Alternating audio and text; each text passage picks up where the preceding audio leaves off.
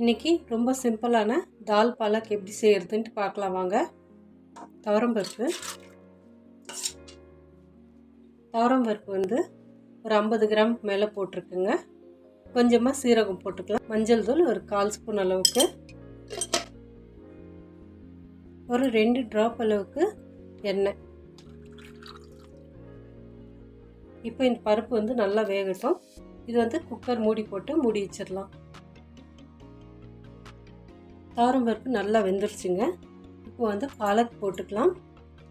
பாலக்கீரை வந்து நல்லா சின்ன சின்னதாக கட் பண்ணி வச்சுருக்கிறது இந்த மாதிரி போட்டுக்கிட்டோம்னா ஒரு 5 நிமிஷத்தில் சீக்கிரமாக வெந்துடும்.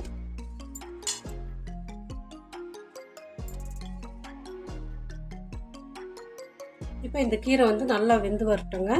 இதில் வந்து எக்ஸ்ட்ராவாக தண்ணியெல்லாம் ஊற்றக்கூடாது, இதே சரியாக போயிடும்.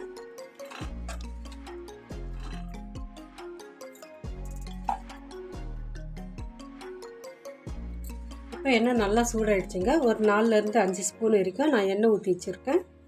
இதில் கொஞ்சமாக கடுகு போட்டுக்கலாம்.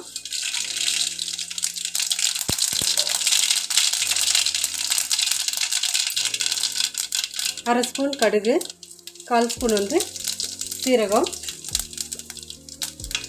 காஞ்ச மிளகாய் வந்து ஒரு 4-5, பச்சை மிளகாய் ஒரு 5, இடித்த பூண்டு, கொஞ்சமாக கருவேப்பிலை நல்லா வதக்கிடலாம்.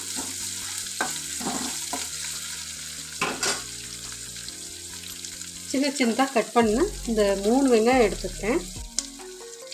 சின்ன சின்னதாக கட் பண்ணி போட்டுக்கிட்டோம்னா நல்லா ஃப்ரை ஆகிடும்.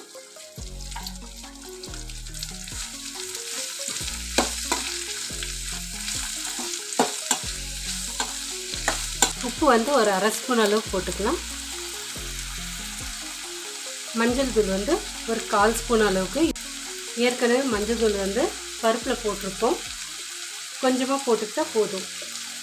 ஒரு 2 பிஞ்ச் அளவுக்கு பெருங்காயம்.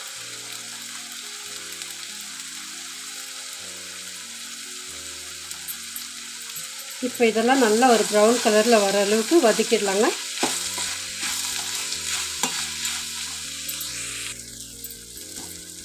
வெங்காயம்லாம் நல்லா வதக்கியாச்சுங்க. இப்போ வெந்திருக்கிற இந்த பாலக்கெல்லாம் இதில் ஊற்றிடலாங்க.